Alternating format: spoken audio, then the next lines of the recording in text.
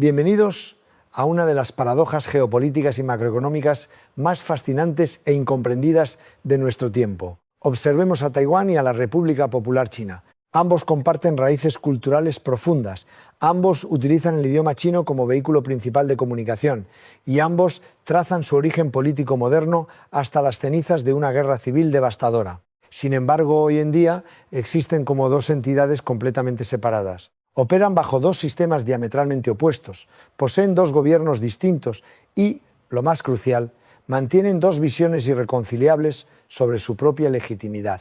En la superficie parece un simple conflicto territorial, pero la realidad es infinitamente más compleja. Como historiador, les invito a diseccionar esta anomalía. No estamos ante un mero accidente diplomático, sino ante una divergencia estructural que ha alterado el equilibrio financiero y tecnológico del mundo entero.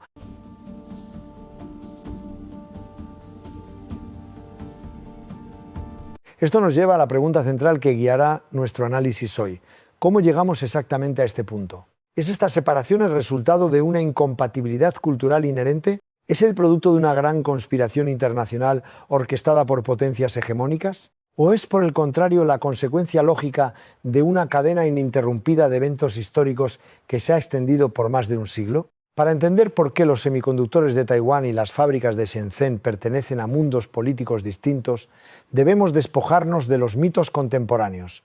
La historia no es una línea recta, es un mapa topográfico lleno de fallas tectónicas. Y la primera gran falla en esta relación no ocurrió en 1949, sino mucho antes, en una época donde el concepto mismo de un Estado-nación moderno apenas comenzaba a gestarse en Asia Oriental. Para encontrar la raíz, debemos retroceder a los cimientos. Es un error común asumir que Taiwán siempre fue el centro neurálgico de la historia moderna de China. La realidad es que, durante muchos siglos, esta isla montañosa ocupó una posición marginal casi olvidada en la periferia del vasto imperio. Antes del siglo XVII, la población de Taiwán estaba compuesta principalmente por pueblos indígenas austronesios. Fue solo gradualmente que comerciantes piratas y colonos de las provincias costeras chinas de Fujian y Guangdong comenzaron a cruzar el peligroso estrecho. Cuando la dinastía Qing finalmente incorporó partes de Taiwán a su imperio a finales del siglo XVII, su control fue notoriamente laxo y esporádico. La isla era vista como una frontera salvaje, un lugar de exilio y rebelión constante. No había un proyecto unificador fuerte. Taiwán era, a efectos prácticos, un territorio fronterizo que el centro imperial administraba con desgana. Esta administración periférica significó que las estructuras sociales y económicas en Taiwán evolucionaron con un grado de autonomía forzada. Lejos de la estricta burocracia de Beijing, las comunidades en la isla desarrollaron sus propias redes de comercio y supervivencia, interactuando con potencias coloniales europeas como los holandeses y los españoles, que habían establecido bases temporales. Esta mezcla de influencias indígenas, colonos del sur de China e incursiones europeas creó un tejido demográfico único. El gobierno Qing enviaba funcionarios, pero a menudo se enfrentaban a levantamientos locales. Había un dicho popular en la época: cada 3 años un levantamiento, cada 5 años una rebelión. Esta dinámica de aislamiento relativo y resistencia a la autoridad central es fundamental. Estableció un precedente psicológico y administrativo. La isla estaba conectada al continente, sí, pero operaba bajo un ritmo y una realidad sociopolítica marcadamente diferentes. El verdadero punto de quiebre, el momento en que la trayectoria histórica de Taiwán se desvió drásticamente de la del continente, ocurrió en el año 1895. Este es el primer gran pilar de nuestra anatomía de la separación. La dinastía Qing, debilitada y tecnológicamente rezagada, se enfrentó a un imperio japonés en rápida modernización en la primera guerra sino-japonesa. Para asombro del mundo, el gigante chino fue humillado militarmente. Como resultado de esta derrota, se firmó el Tratado de Shimonoseki. En este documento, la corte Qing cedió a perpetuidad la soberanía de Taiwán y las Islas Pescadores a Japón. Este no fue un simple cambio de administración, fue una amputación geopolítica traumática.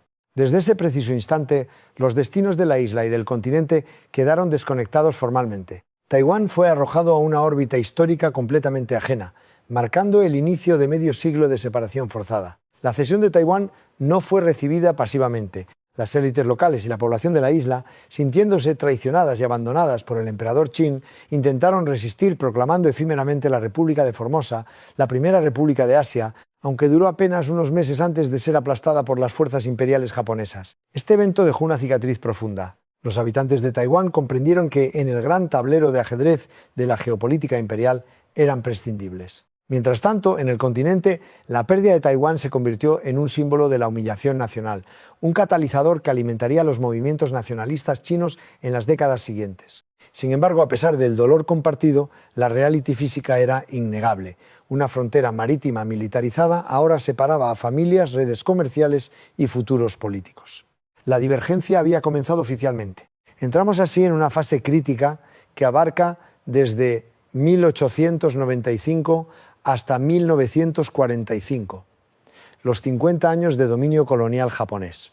Es imperativo entender el contraste abismal entre lo que ocurría en la isla y lo que sucedía en el continente durante este medio siglo. Japón no vio a Taiwán simplemente como un territorio para saquear, sino como su primera colonia modelo, un laboratorio para demostrar su estatus de potencia moderna. Implementaron un programa de modernización coercitiva e intensiva. Construyeron ferrocarriles de norte a sur, sistemas de irrigación avanzados, electrificaron ciudades, erradicaron enfermedades endémicas y establecieron un sistema de educación pública obligatoria, aunque diseñado para asimilar a la población a la cultura japonesa. Taiwán experimentó una industrialización temprana y una integración a la cadena de suministro imperial nipona, transformando radicalmente su economía agraria tradicional. Mientras Taiwán vivía bajo el orden estricto, a menudo brutal, pero estabilizador de la administración japonesa, el continente chino descendía a uno de los períodos más oscuros y caóticos de su historia. En 1911, la dinastía Qing colapsó finalmente, dando paso a la República de China.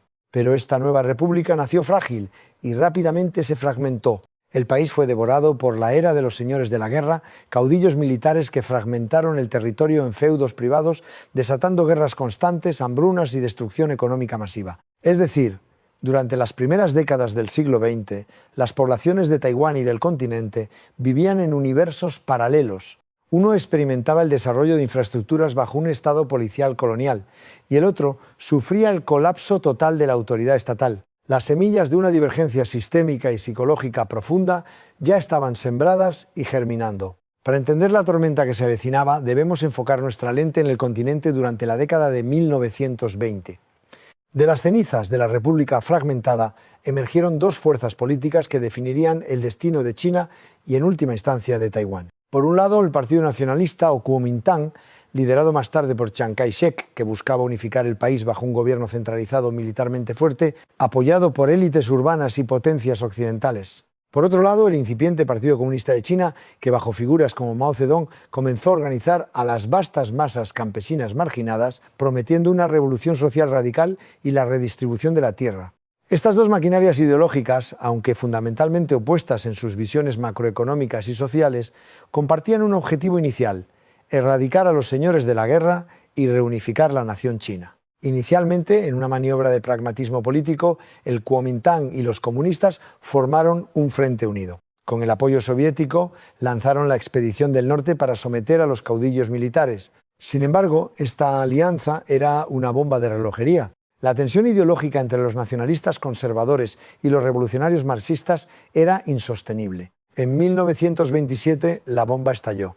Chiang Kai-shek ordenó una purga sangrienta de comunistas en Shanghái, destruyendo la alianza y precipitando al país a una brutal guerra civil. Esta fractura interna es el segundo pilar fundamental de nuestra historia. La lucha a muerte entre el Kuomintang y el Partido Comunista no era solo por el poder político, sino por el modelo económico y existencial que regiría a cientos de millones de personas. Y mientras se mataban en el continente, Taiwán seguía observando desde lejos, aún bajo la bandera del sol naciente japonés. Pero la historia tiene una forma cruel de interrumpir los planes. En la década de 1930, mientras la guerra civil china rugía, el imperio japonés lanzó una invasión a gran escala sobre el continente. La Segunda Guerra Sino-Japonesa, que luego se fusionaría con el teatro asiático de la Segunda Guerra Mundial, obligó a una pausa táctica.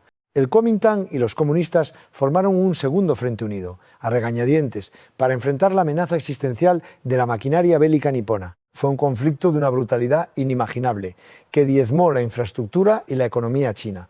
Curiosamente, durante este periodo, Taiwán sirvió como base logística e industrial para el esfuerzo de guerra japonés.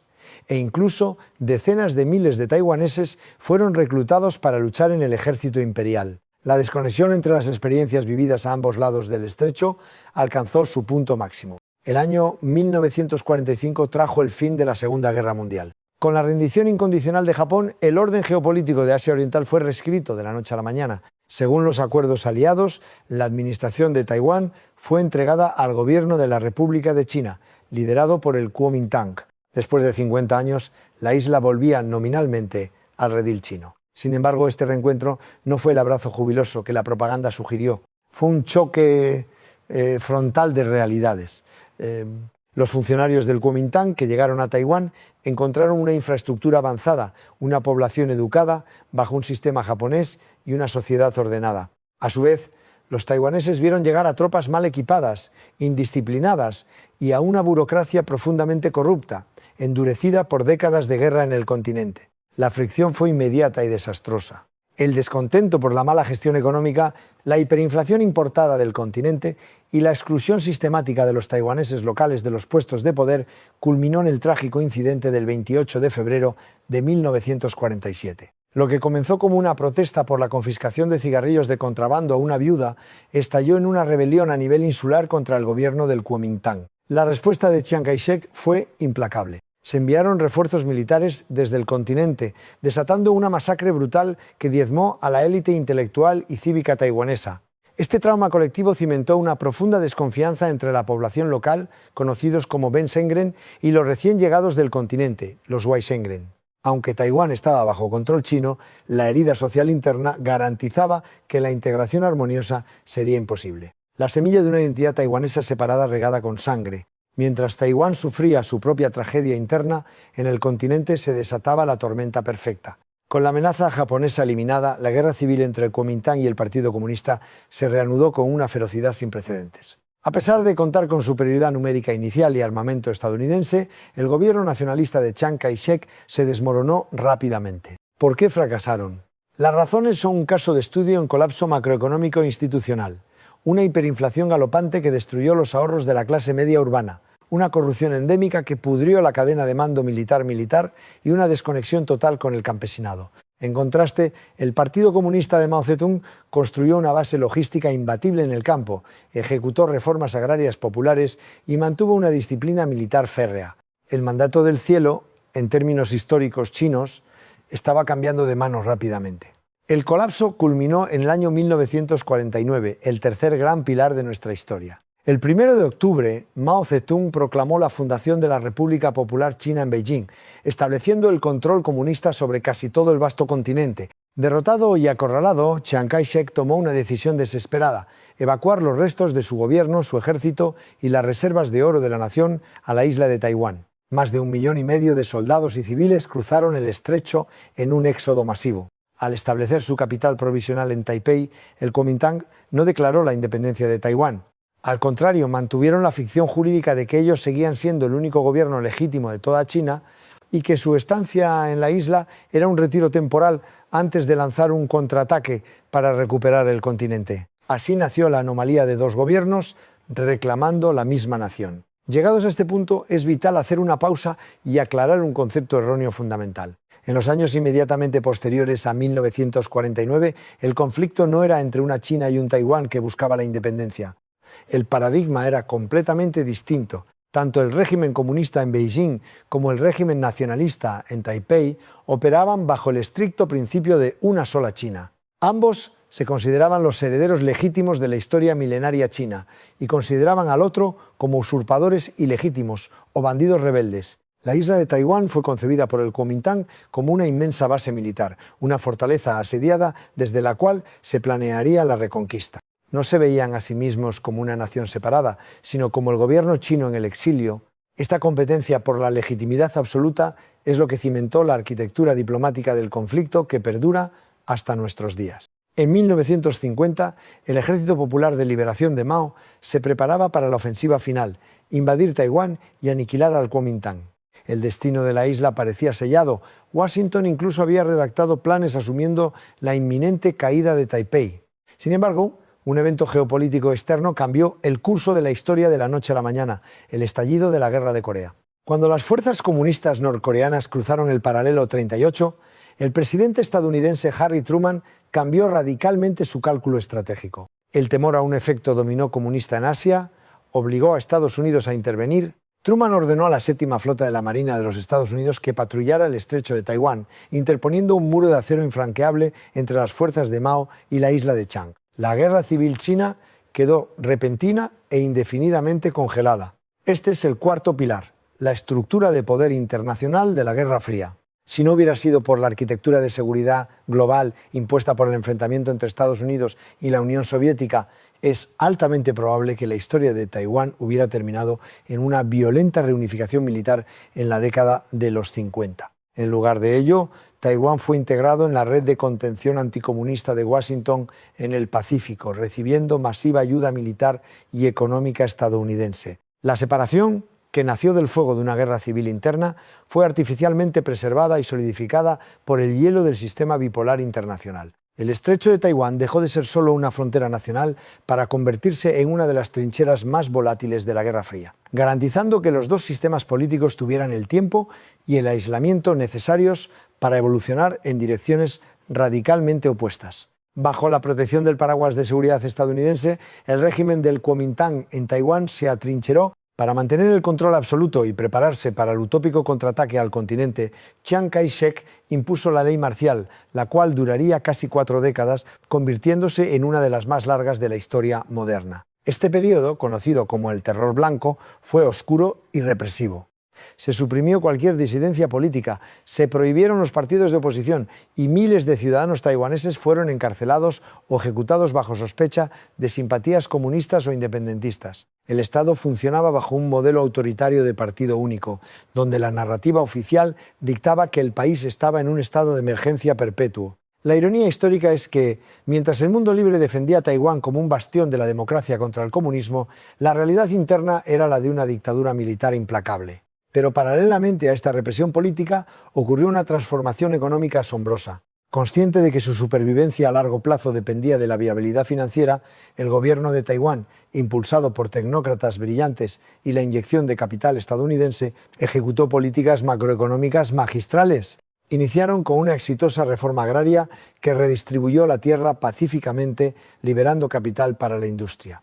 Luego pasaron a la industrialización por sustitución de importaciones y finalmente a un agresivo modelo de crecimiento impulsado por las exportaciones. Pasaron de exportar azúcar y arroz a fabricar textiles, plásticos y eventualmente componentes electrónicos básicos. Este milagro económico de Taiwán sacó a millones de la pobreza extrema, creó una sólida infraestructura industrial y, lo más importante para nuestra historia, dio a luz a una vasta y educada clase media.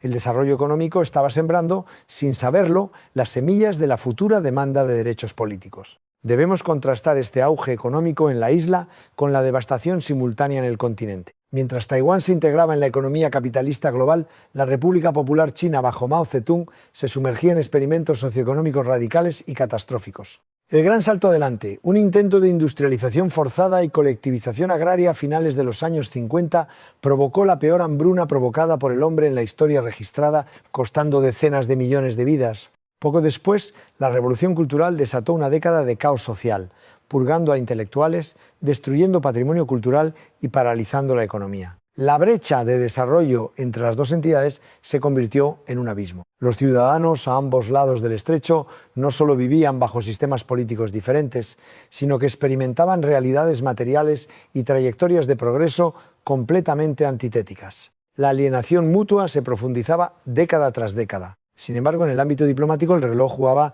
en contra de Taiwán. A medida que la Guerra Fría evolucionaba, la geopolítica global dictó un cambio de paradigma. En la década de 1970, el bloque occidental, buscando aprovechar la ruptura sino-soviética para aislar a Moscú, comenzó a acercarse a Beijing. El punto de inflexión diplomático llegó en 1971. Mediante la resolución 2758, la Asamblea General de las Naciones Unidas votó para reconocer a los representantes de la República Popular China como los únicos representantes legítimos de China ante la ONU, expulsando a los representantes de Chiang Kai-shek. Poco después, Estados Unidos, bajo la administración Nixon y luego Carter, normalizó relaciones con Beijing, rompiendo lazos diplomáticos oficiales con Taipei. De la noche a la mañana, Taiwán se convirtió en un paria diplomático internacional, perdiendo su asiento en la mesa de las naciones soberanas. Este aislamiento internacional provocó una profunda crisis existencial dentro de Taiwán. La ficción mantenida por el Kuomintang de ser el gobierno legítimo de toda China colapsó ante los ojos del mundo y de su propia población. Al perder su legitimidad externa, el régimen autoritario se vio obligado a buscar legitimidad interna. La próspera clase media taiwanesa, enriquecida por el milagro económico y educada en el extranjero, comenzó a exigir participación política. Los movimientos de oposición, conocidos como Dangwai o fuera del partido, ganaron fuerza a pesar de la represión. La narrativa comenzó a cambiar. Ya no se trataba de reconquistar el continente, sino de sobrevivir y autogobernarse en la isla. La presión desde abajo, combinada con líderes más pragmáticos dentro del partido gobernante, preparó el escenario para una transición política sin precedentes en la historia de las sociedades de habla china. Llegamos así a la década de 1980 y 90, el periodo que sella la divergencia moderna. En 1987, tras 38 años, se levantó la ley marcial. Taiwán experimentó un proceso de democratización pacífica pero vertiginosa. Se legalizaron los partidos políticos, se instauró la libertad de prensa y en 1996 se celebraron las primeras elecciones presidenciales directas y democráticas. Este cambio estructural tuvo un efecto secundario profundo: el florecimiento de una identidad nacional distinta. Al poder debatir libremente su pasado y su futuro, la población comenzó a hacerse una pregunta lógica. Si llevamos más de un siglo separados del continente, si tenemos nuestra propia economía avanzada, nuestras propias elecciones libres, nuestra propia moneda y nuestro propio ejército, ¿somos realmente solo chinos en el exilio? La respuesta cada vez más fue la consolidación de una identidad cívica taiwanesa fuerte y orgullosa. Este es el punto que debemos subrayar con mayor énfasis en nuestro análisis macrohistórico. La separación actual no se sostiene únicamente por el recuerdo de la Guerra Civil de 1949, se sostiene por el peso abrumador de 70 años de desarrollo divergente. Hoy, la falla tectónica no es solo territorial, es sistémica.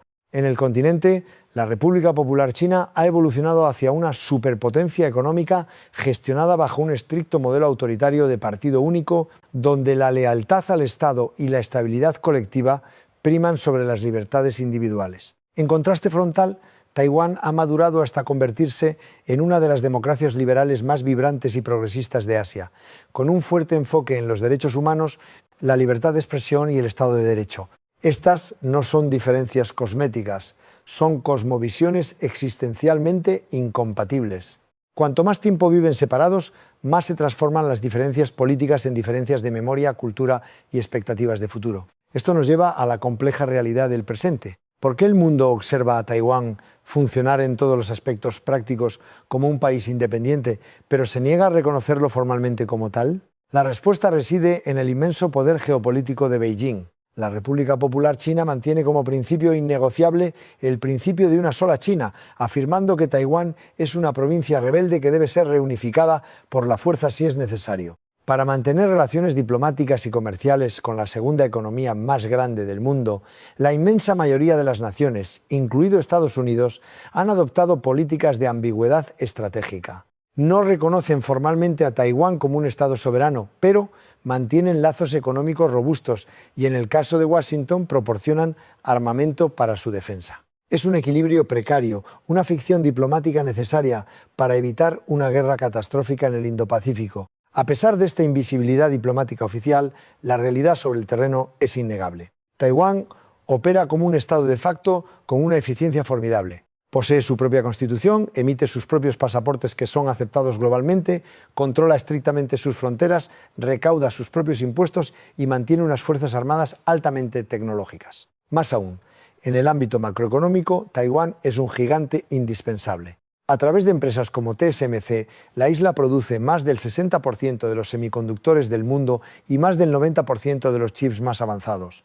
Es el corazón de silicio de la economía digital global. Esta fortaleza tecnológica le otorga lo que se conoce como un escudo de silicio, haciendo que cualquier alteración violenta del statu quo amenace con paralizar la cadena de suministro tecnológico mundial, desde los teléfonos móviles hasta los sistemas de defensa avanzados de las grandes potencias. Sin embargo, esta prosperidad vive bajo la sombra constante de la coerción militar. Beijing ha intensificado su retórica y sus maniobras militares alrededor de la isla, buscando intimidar a la población y agotar sus defensas. El objetivo del Partido Comunista Chino es lograr la unificación, argumentando que es una misión histórica ineludible para el rejuvenecimiento de la nación china. Pero aquí es donde la historia choca con la sociología moderna. Las encuestas en Taiwán muestran consistentemente que una abrumadora mayoría de la población rechaza la unificación bajo el modelo chino, especialmente tras observar la erosión de las libertades en Hong Kong bajo el marco de un país, dos sistemas. La mayoría prefiere mantener el statu quo actual, ni declarar una independencia formal que desencadenaría una guerra, ni someterse a un régimen autoritario que destruiría su forma de vida democrática. En conclusión, la existencia de Taiwán y China como dos entidades separadas hoy en día no es el resultado de un capricho reciente o un complot singular. Como hemos analizado, es la cristalización de 4 capas históricas superpuestas a lo largo de más de un siglo. Primera capa: la cesión a Japón en 1895, que desvió a Taiwán hacia una órbita de modernización separada del caos continental. Segunda capa: la brutal guerra civil china, que culminó en 1949, creando 2 regímenes militarizados y hostiles reclamando la misma legitimidad. Tercera capa: la Guerra Fría y la intervención de la Séptima Flota estadounidense, que congeló el conflicto bélico e impidió la asimilación por la fuerza. Y la cuarta y más profunda capa: 7 décadas de desarrollo divergente, donde una parte abrazó un autoritarismo de Estado fuerte y la otra evolucionó hacia una democracia liberal tecnológica, forjando 2 identidades nacionales distintas. Lo que comenzó como una fractura militar y territorial se ha endurecido con el tiempo hasta convertirse en una frontera de civilización política. El estrecho de Taiwán no solo divide masas de tierra, divide 2 formas de entender la relación entre el individuo, el Estado y el futuro. Resolver esta paradoja es el desafío geopolítico más peligroso del siglo XXI. Cualquier intento de simplificar esta historia borrando el siglo de divergencia vivida por los taiwaneses es ignorar la realidad macroeconómica y social que se ha construido sobre la isla. La historia nos enseña que las líneas trazadas por la guerra pueden ser alteradas por los imperios, pero las identidades forjadas por generaciones de vida vivida bajo sistemas diferentes son mucho más difíciles de borrar. Soy su historiador de cabecera. Gracias por acompañarme en este análisis estructural. Hasta la próxima.